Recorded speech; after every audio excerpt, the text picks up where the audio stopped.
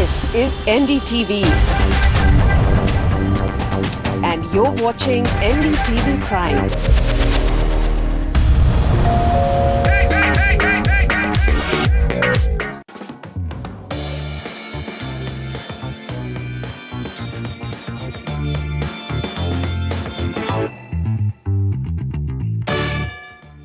Hello and welcome. You're watching The Property Show, your trusted guide with the most credible advice on buying and selling property.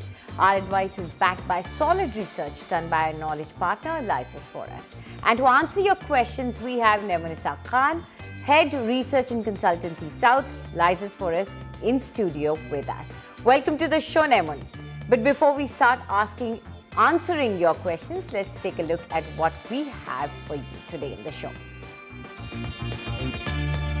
Is the Delhi government dragging its feet on implementing the land pooling policy? We bring you a ground report. Properties in a crore plus budget at Gurgaon's Sona Road and SPR. Luxury 4 BHK options for end use in Ghaziabad. From north, we travel to west and find out why is Ahmedabad market turning out to be a preferred choice for home buyers. We get you affordable 2 BHK options in Pune. Also, we look at the Rajarhat property market in Kolkata. So let's begin our show with our first caller. We have Preeti Dua with us. Preeti, please go ahead and ask your question. Hello. Yes, hello. I'm looking for a 3 BHK unit in sector 71 Gurugram.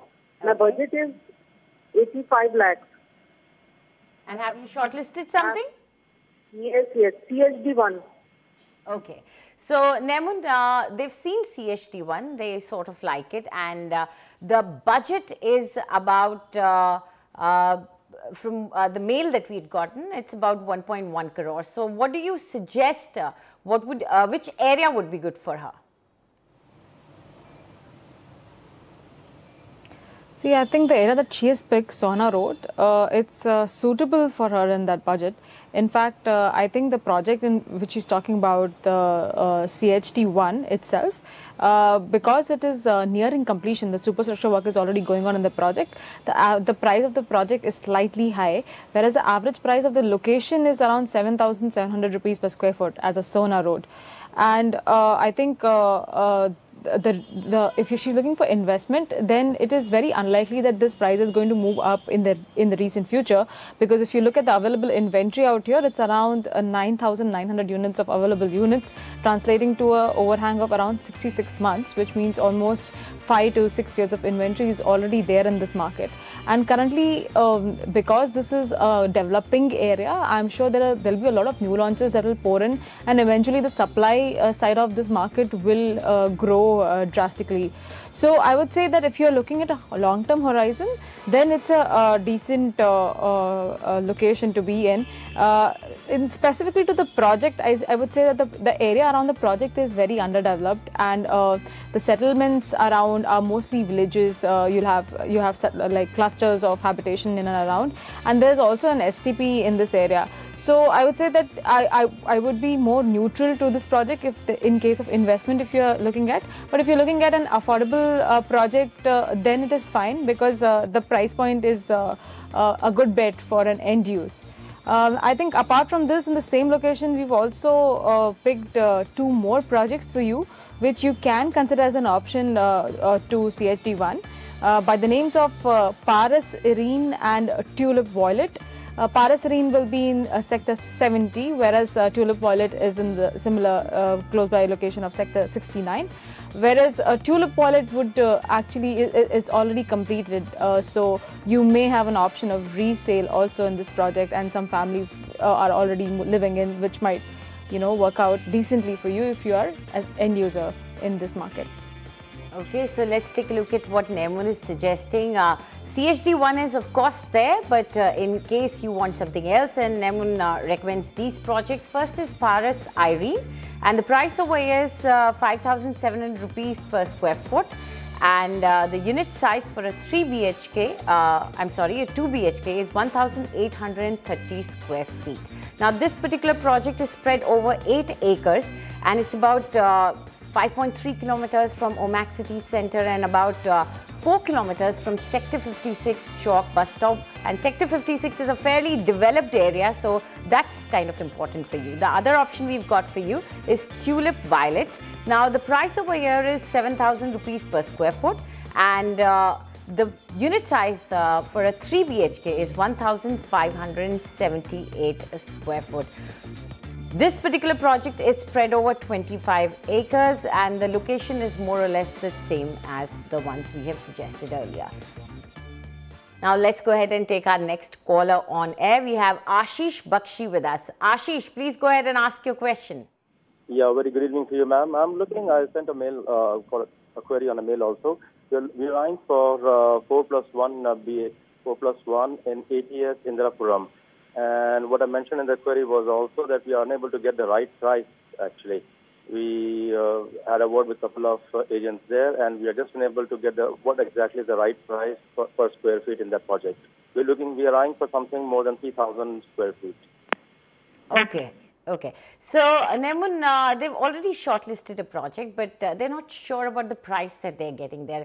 And that's fairly understandable because, you get so many inputs from property dealers, papers and everywhere. So, what do you say is the right weighted average price for that area as such? See, the weighted average price for this area is around 5,300 rupees per square foot. But this is for projects which are in the average category in this area. But this particular project that he's talking about by ATS, the ATS Advantage, it is one of the best projects to live in Indirapuram. It is strategically located. The amenities that they're providing are quite high end, and certainly it also carries the brand value of ATS. So this particular project is priced slightly high. I think if you look at an all-inclusive price, it will be around 7,000 rupees per square foot for this project. And at the size that you're looking at, 3,000 square foot for a 4 BHK, it would be around 2.1 CR all-inclusive. I think your stamp duty and registration would be over and about this, but this is all-inclusive of maintenance, car park and all the other clubhouse charges and maintenance charges as well. So I think it's a decent buy because in Indirapuram itself, it's one of the best locations to live in Ghaziabad. It has a well-established infrastructure. Currently, if you see the available units out here in terms of inventory overhang, it's around 5,000 units. The appreciation has been nominal at 0.8%, but again, this is the end-user driven market. So I think in terms of end use, you should definitely look into this. Your rental returns might be good in this area. And apart from that, I think you can also consider Shipra Shrishti, which is a property which is within Shipra Sun City, which is a landmark project in Ghaziabad, and this is going to be available to you in resale. It's not a very old project, it's just completed in 2015. And you can also consider World Residency. This project I think is in finishing stages and it will get completed in few months or so. So this might also be a good option. Okay, so let's take a closer look at the projects that Nemun is suggesting. First one is Shipra Shrishti, and the price that you're getting over there is 5,500 rupees per square foot. And in case you go for a 4 BHK plus property, then you get about 3,000 square feet in that. Now, as Nemun told you, this particular project is in a residential township which is spread over 12.5 acres. The other option that we've got for you is World Residency, and the price that you're getting there is 5,500 rupees per square foot, and the unit size for a 4 BHK plus flat is 2,500 square feet. Now, this particular project is spread over 3.5 acres, and one interesting thing about this project is that the developer is offering a buy today, shift tomorrow scheme. Now, that basically means that they will pay for the rent in any comparable society in the vicinity till their project is complete. So, that could be a good option for you in case you're already living on rent. Let's go ahead and talk more about Delhi. The land pooling policy was seen as a landmark policy that would resolve issues of infrastructure and housing to a great extent for the fast-growing capital city, Delhi. The idea was landowners would pool their land and give it to Delhi Development Authority, that is DDA. DDA in turn would develop the land by providing roads, parks, power supply and sewage treatment plants and return 48 to 60% of the land to the owners. About 25,000 hectares or 62,000 acres of land falling in 4 zones K1, L, P1 and P2, predominantly in Dwarka and parts of Narela and North Delhi, would be covered under the policy. Besides infrastructure development, the government was also hoping to build about 20 lakh dwelling units in the next 10 to 15 years. 2 years after being cleared by the Urban Development Ministry, the policy remains a policy on paper.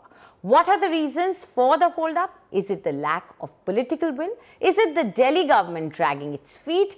And what is at stake? Vainitam Oja finds out. This is Delhi's L zone in Dwarka region. Now, under the land pooling policy, this is where the maximum amount of land will be pooled so that the DDA can develop this area and come up with the proposed housing projects. But 2 years later, the policy remains where it was. This is because the Delhi government has not yet notified the 184 villages as urban development areas. Now, why the delay and what does it mean? Let us now go across and speak to politicians and experts and find out more. ये बहुत ही एक ambitious project है DDA का और दिल्ली के अंदर जो अनधिकृत बस्तियां अनऑथराइज्ड कॉलोनीज का जो एक्सपेंशन हो रहा है, जो ये जो गोरख धंधा चल रहा है लैंड माफिया का, अनऑथराइज्ड कॉलोनीज बनाने कॉलोनाइजर्स का, वो पूरी तरह फल फूल रहा है। जो प्लान डेवलपमेंट हो सकता है उसकी बजाय दिल्ली की सरकार अनप्लान्ड ग्रोथ को बढ़ावा दे रही है। So what could be the solution? What could be the way forward?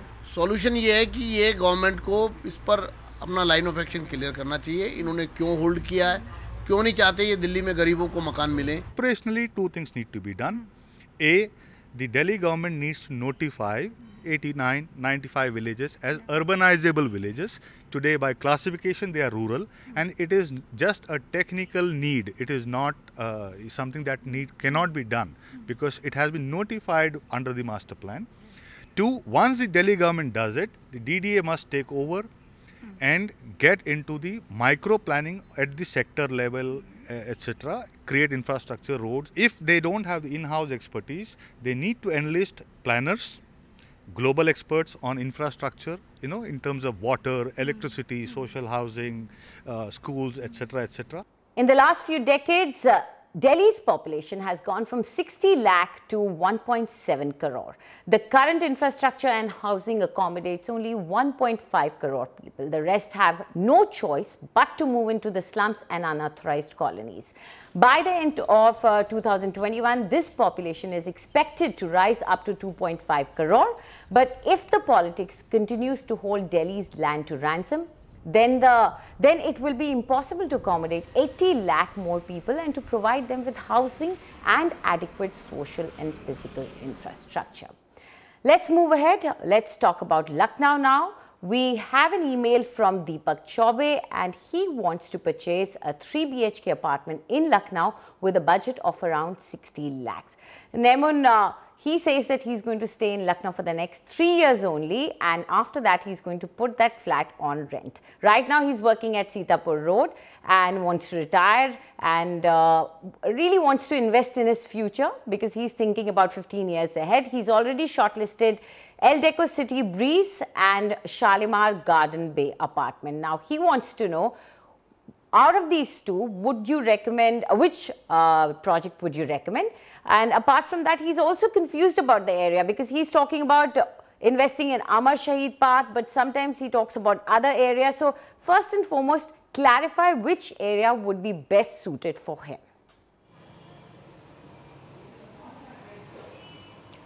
See, if you compare the Gomti Nagar extension and IIM Road, I think IIM Road, where both these projects, El Deco and Shalimar, the ones that he had selected, they are located. I think in terms of a developed area, we would rank IIM Road higher when compared to Gomti Nagar extension, which is still developing. Although the infrastructure out there is very promising and it's also developing as a sports hub, I think investing in a developed area would be much better, because the appreciation that you will see would be nice, and even the rental returns might be very good because of limited supply in this particular location. So I think yes, we'll suggest you to go ahead with IM Road itself in North Lucknow. And to share the data points, the average price out here is around 3,100 rupees per square foot. The inventory overhang is around 5,000 units. The annualized returns currently has been pretty nominal. It's around 0.2%. In fact, if you see at both these projects, Eldeco and Shalimar, they are a part of an integrated township, and location-wise and project-wise, both of them have similar advantages. So, in fact, I think Eldeco City, you can say, is closer to the main road, whereas Shalimar Garden relatively is a little inside. But I think both of them are fundamentally strong projects, so you can go with either of them, whichever is providing you a layout where you are comfortable with the layout. I think that's how you can pick. Even you can compare the carpet areas that both these projects are providing. So I think do that site visit and understand the layout for yourselves. We are giving you go ahead for both these projects. And I think if you are looking at something which is priced slightly lower than these two, then you can look at Crest Exotica, which is in the same location, but it is priced slightly lower than these two because the completion date is a little far off. It might get completed by 2019. So if you can wait, even this is a decent option to consider. Okay, so let's quickly take a closer look at Crest Exotica. The price here is 3,200 rupees per square foot. And in case you buy a 3 BHK unit, you get about 1690 square feet as area. Now, as we were telling you, this particular project is located within Eldeco City and on IM Road. And it's about 1.5 kilometers from Sitapur, which is your current workplace. So this might be a good option for you. We quickly want to remind our viewers that if they're looking to buy a property or need any advice on buying or selling a home, then please do write to us at property@ndtv.com. Please don't forget to leave your full name and contact number so that our team can get in touch with you. Now, let's go ahead and take our next caller on air. We have Shekhar Suman with us. Go ahead, Shekhar. What do you want to know? Actually, I am an entrepreneur, and I just started in 2014. And right now, I am willing to buy a flat in Kolkata, probably in Rajarhat, New Town, or your Baliganj area by 2019.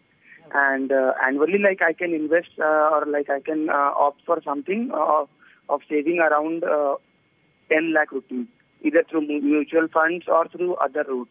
So what would be the best option for me, where to go for a flat in Kolkata, and whereas my business is of content development and all. Okay, so what did you say your budget was? Budget is 1 crore. Okay, great. So definitely. Now, Nemun, what do you think? Within that budget, the area that he's basically focusing on, he should be able to get something really good there. Certainly, Anjali. See, the average price out here is around 3,600 rupees per square foot.